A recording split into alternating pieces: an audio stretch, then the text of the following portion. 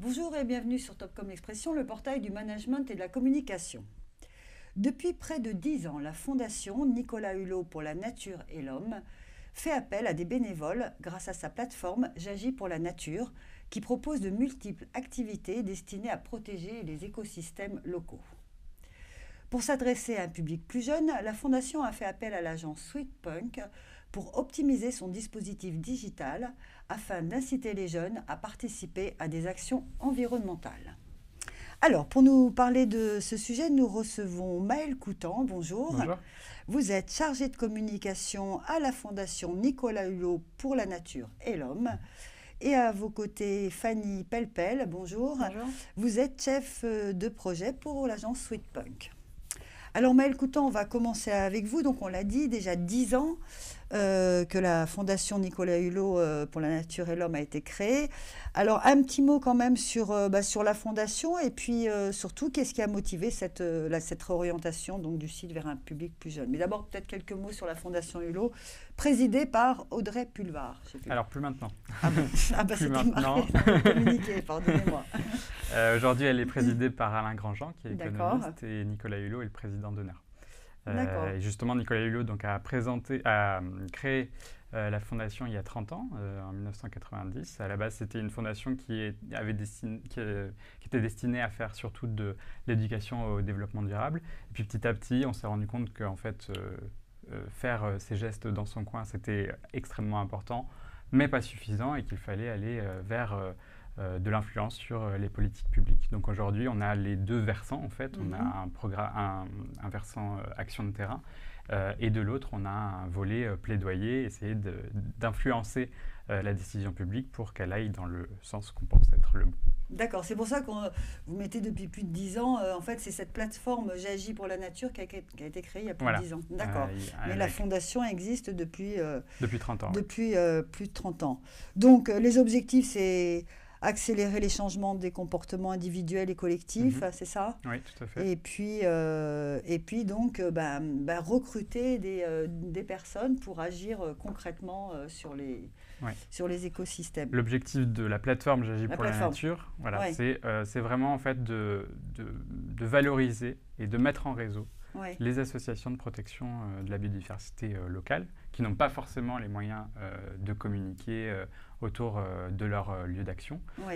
Et en fait, j'agis pour la nature.org va permettre à tout un chacun de trouver des activités proches de chez eux, proposées par ces associations, justement. Oui, parce qu'il y a effectivement plein d'associations. Vous mettez donc ces associations et ces bénévoles. Voilà, il y a 800 structures qui sont présentes sur j'agis pour la nature.org. D'accord. Et aujourd'hui, donc, vous avez fait appel à Sweetpunk pour rajeunir un peu cette cible de bénévoles et notamment toucher les millénials.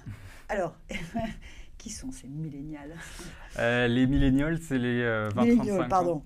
Moi, je dis à la française. Les 20-35 ans, c'est vrai qu'en fait, ça fait partie d'une stratégie qui est plus globale à la Fondation de rajeunir un peu notre audience, qui est pour l'instant assez axée sur les plus de 50 ans. C'est notre audience actuelle. Donc on essaye de rajeunir. C'est plutôt les plus de 50 ans qui participent à ces... Alors, pas forcément sur la plateforme J'agis pour la nature, mais notre communauté, en gros, elle est composée en majorité de gens de plus de 50 ans. D'accord. Et donc la plateforme J'agis pour la nature.org nous permet justement de rajeunir cette audience, même si évidemment sur J'agis pour la nature, on peut trouver des activités qui sont aussi destinées à des gens de plus de 50 ans. Mais l'objectif aussi avec cette campagne, c'est justement d'amener plus de gens sur ces activités et aussi de faire connaître la Fondation auprès de cette cible-là. D'accord. Et vous, cette plateforme, elle regroupe à peu près combien de bénévoles? Alors aujourd'hui, il y a 23 000 participants. Ah oui, quand même, oui. Voilà. L'objectif, l'objectif de cette campagne, c'est d'abord de faire la promotion de la refonte du site, qui a été refondu cette année, avec un tout nouveau design, de toutes nouvelles fonctionnalités qui permettent de trouver beaucoup plus facilement des activités proches de chez soi. Mais aussi justement de mettre en avant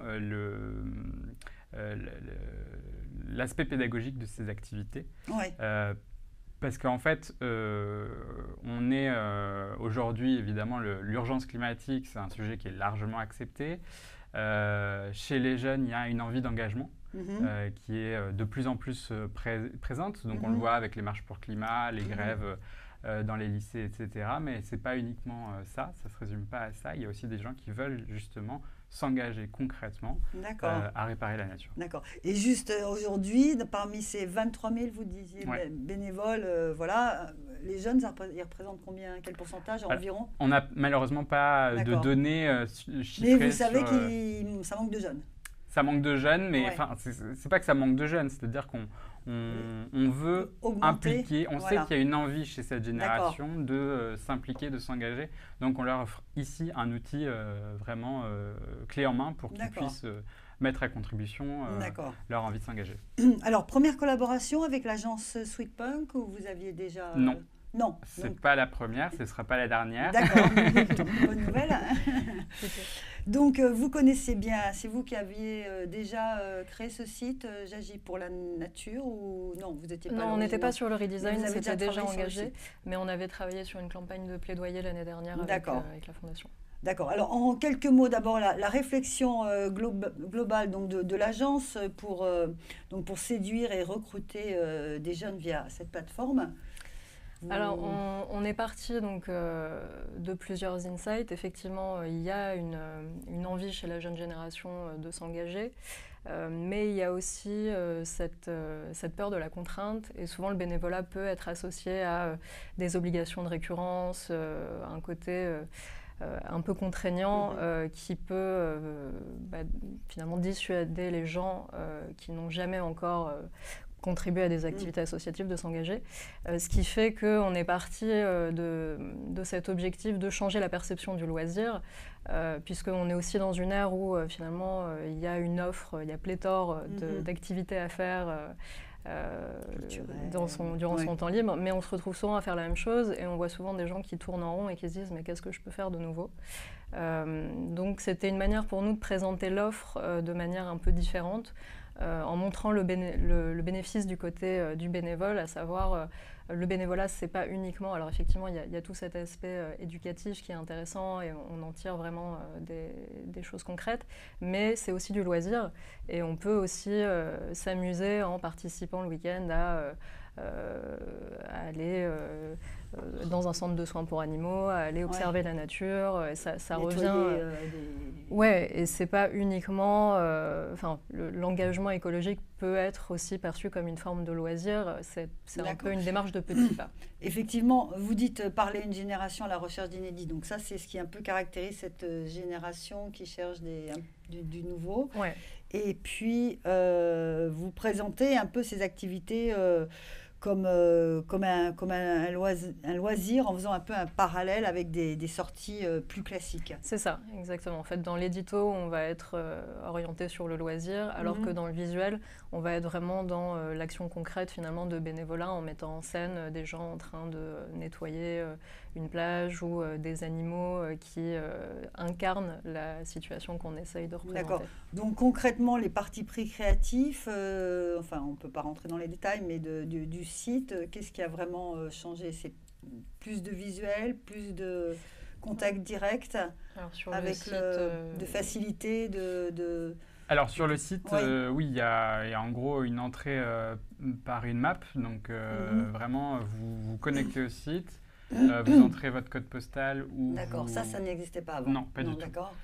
Où vous mettez votre géolocalisation et là vous pouvez voir autour de chez vous les activités qui sont proposées par les associations. Donc ça c'est vraiment une nouveauté.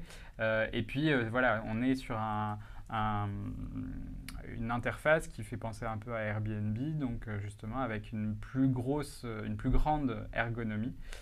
Et puis aussi en parallèle, un peu dans l'arrière-boutique on va dire, il y a une meilleure ergonomie pour l'interface pour les associations, pour qu'elles postent elles-mêmes leurs activités. Leurs besoins de bénévolat, d'accord. Et ça, on trouve des activités dans toute la France. Dans toute la France métropolitaine et et continentale. Enfin non. Dans les dom-toms, voilà, merci. Oui, il y a tout. Donc partout en France. On peut trouver des offres. Vous pouvez, voilà, sur l'année, il y en a 1300 activités sur l'année. D'accord. Et vous pouvez justement, et que ce soit en été, en hiver, en automne, c'est aussi le parti pris de la campagne, justement, de dire que toute l'année, c'est possible.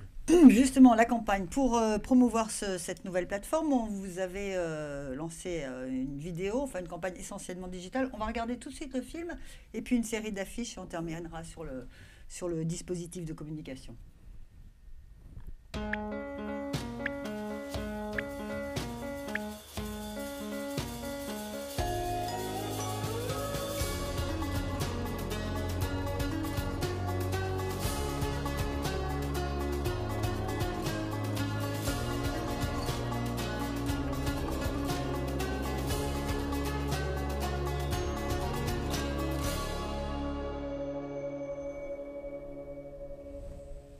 Voilà, ça c'est pour le petit film. Effectivement, on retrouve le parallèle avec les sorties loisirs plus classiques. Et donc c'est une petite vidéo qui a été lancée uniquement sur le digital, c'est ça ? Oui, c'était vraiment destiné aux réseaux sociaux et le format était plutôt adapté mobile. Donc on était sur cette cible de millennials qui utilise beaucoup son smartphone. D'accord. Et parallèlement aussi 5 visuels, je crois, c'est ça ? Alors on en a conçu à peu près une dizaine qu'on a décliné au format story et au format feed. D'accord. En essayant de piocher dans des activités toute saison, donc pour pouvoir faire tourner la campagne tout au long de l'année. D'accord. Et alors ça s'est diffusé également sur le réseaux sociaux et aussi également à l'occasion de festivals. Oui, parce que la Fondation était présente sur plusieurs festivals cet été. Et donc, on les a accompagnés, en tout cas pour la partie créative, pour produire des kakémonos. Il y avait une exposition temporaire aussi. D'accord. Je ne sais pas si tu veux détailler un peu. Oui, l'expo photo, c'était vraiment pour mettre en avant le fait de pouvoir apprendre véritablement beaucoup plus sur la nature en faisant ces activités, justement. D'accord. Et le nouveau site a été lancé quand, en fait ? En juin. En juin, et la campagne simultanément. Voilà. D'accord. Tout à fait. Donc en juin, on est fin octobre. Est-ce que vous avez senti un petit peu des effets de cette nouveauté Oui, on a un nombre d'inscriptions et un nombre de visites qui a beaucoup augmenté. Notamment sur le nombre de visites. En gros, aujourd'hui, on a un rythme journalier qui était finalement qui équivalait à nos pics d'avant. Ah oui, d'accord. Donc c'est extrêmement positif. Et puis on a participé aussi la semaine dernière à l'émission Sur la Terre sur France 2, où J'agis pour la nature a été mise en avant. Donc là, forcément, il y a aussi un effet. Mais même avant cette émission-là, qui était quand même en prime time, même avant cette émission, on avait effectivement un effet très positif sur la Et est-ce que cet objectif de recruter un public plus jeune a été aussi malheureusement, atteint, en fait, comme on a un système d'inscription qu'on a voulu très très simple, en fait, on Vous n'avez pas la date de naissance des gens ? Non, on n'a pas la date de naissance. Donc, effectivement, sur cet indicateur, mais en revanche... Nous, on a quelques indicateurs parce qu'il y a eu des campagnes médias. Donc, effectivement, là, on a des indications démographiques et on a ciblé aussi les 18-35. Donc, quand on a des inscriptions via le média, on sait que c'est nécessairement dans la cible. Vous avez peut-être des retours des associations aussi, non ? Oui, aussi. Les associations sont très contentes justement d'avoir aussi cette campagne-là. C'est vrai que, je le disais tout à l'heure, les associations n'ont pas forcément les moyens bien sûr, de mettre en place vous êtes un relais important pour elles. Et elles peuvent se l'approprier aussi, le relayer auprès de leur réseau, etc. D'accord, donc ça va continuer un petit peu cette campagne. Tout à fait, oui. Ça va continuer jusqu'à... en fait, l'objectif finalement de cette campagne aussi, c'est de se positionner par rapport au Congrès mondial de la nature qui aura lieu en juin 2020 à Marseille. Et c'est la France qui l'accueille. C'est une sorte de COP de la biodiversité. Et donc, en fait, on a vraiment cet objectif en ligne de mire qui est de positionner la Fondation sur le sujet biodiversité pour que les médias nous identifient en amont pour pouvoir nous interroger sur le sujet crucial de la biodiversité. Très bien. Écoutez, donc on en reparlera sans doute, peut-être en juin. En attendant, donc, on peut se rendre sur J'agis pour la nature et puis trouver donc plein plein d'activités utiles à faire, et ça peut être ponctuel, ça peut être juste une après-midi, une journée. Oui, on n'a pas abordé ça, mais c'est vrai que c'est très très diversifié. Vous avez du ramassage de déchets, de la protection de la faune sauvage, de la création de jardins partagés. Il y a aussi beaucoup d'activités d'observation avec des visites guidées de réserves naturelles ou même des récoltes de données participatives sur les amphibiens. Voilà, donc c'est très diversifié. Il y a un cinéma ou un musée. Voilà. Pour la nature. On vous remercie beaucoup, Maëlle Coutan et Fanny Pelpel, d'être venues nous parler de cette plateforme. Merci à vous.